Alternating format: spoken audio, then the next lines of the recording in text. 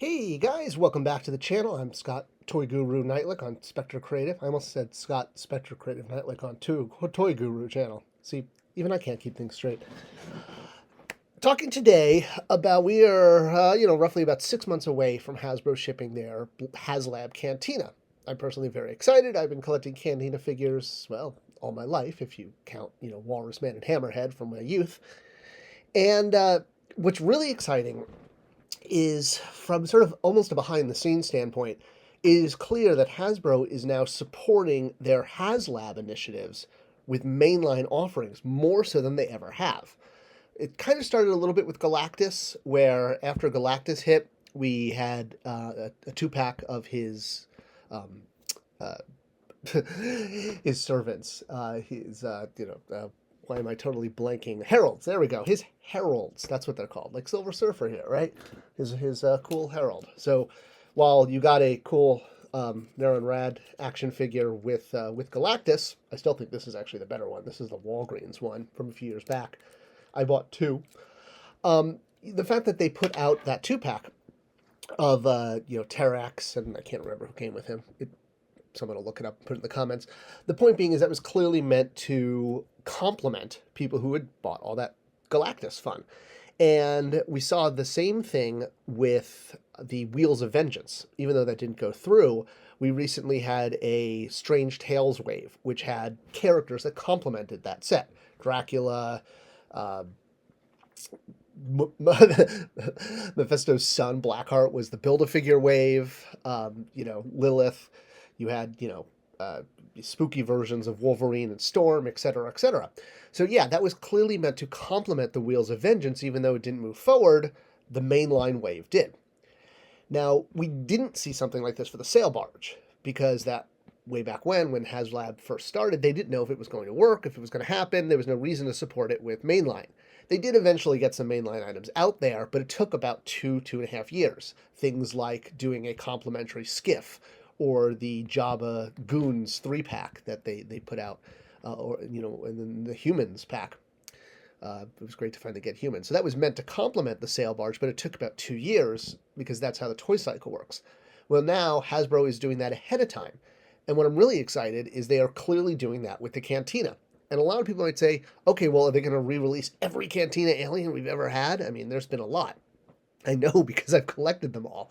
I'm all in on Classic Trilogy 3 and 3/4. So, with the exception of Canadian shipping Boba Fett from 2012 with that grappling hook, I got them all. And if you have that Boba Fett, I'd love to talk to you about a reasonable price. But that's a YouTube video for another time. So, it's clear that they are both reissuing and creating new characters specifically for our Cantina set. I think the most obvious is the Streets of Mos Eisley playset that is meant to connect to the outer door to the Cantina. Now we just need that cool flying saucer thing that, according to Decipher, was a Jabba the Hutt ship. But that's not important. I don't know how Jabba fit in that thing. All right. So besides the Mos Eisley Streets playset, we have had figures. I mean, even this Luke figure is meant to be a Cantina Luke. And we've got Han, Chewie, and Obi-Wan on the way. We also have a re-release of Hammerhead. Not a re-release, I'm sorry, a brand new Hammerhead, Moment of Dawn, which apparently is an Entertainment Earth exclusive. I don't know, it hasn't shown up on Amazon. It's only on Hasbro, or Hasbro Pulse and Entertainment Earth, not even Big Bad. So I don't know if that's a weird exclusive or just hasn't caught up. I'm going to guess it hasn't caught up yet, but it's still kind of weird.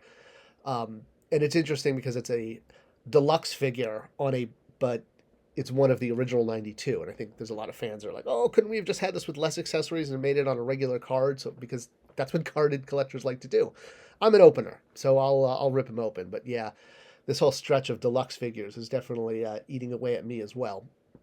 So besides new figures like our heroes and Moment of Dawn and the handful that come with the Cantina, we've also seen strategic re-releases, things like Ponda Baba and Dr. Evazan.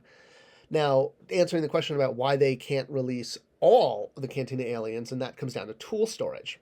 So you may know from other videos I've done that tooling are those giant metal blocks that have to withstand hundreds, if not thousands of times of hot liquid plastic injected in them. That's why they're so large.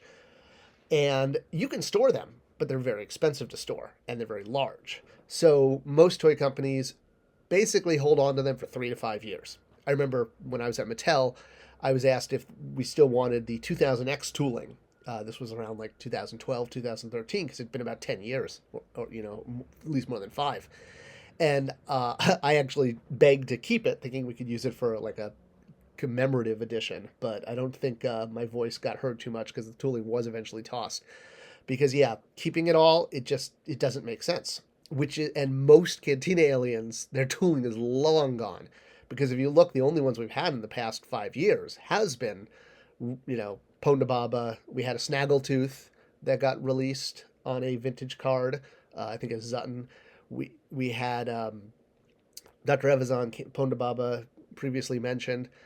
Other than that, Mosep, maybe he was on a Black Series when the Black Series was 3 3/4. That was a confusing time. So we had the Mosep figure.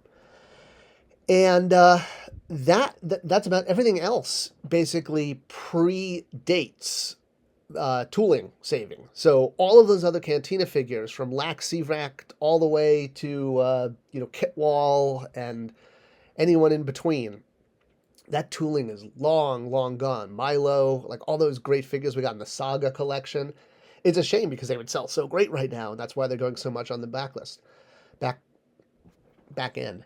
But point being is, it's just great to see that Hasbro is deliberately, I want to say, chasing their Haslab items with complimentary mainline retail. That's going to be so fantastic going forward, especially because if you invest in a Death Star playset, you're probably going to get more Death Star mainline characters down the line. So I think all in all, it's a good thing. So, and why they can't re-release all of the Cantina aliens is purely a tooling expense and storage. And it's a shame too, because they're all like fully tooled figures. That would be so expensive to retool. But hey, if you've been collecting for 20, 30 years, it's a payoff. And that's kind of what this is about.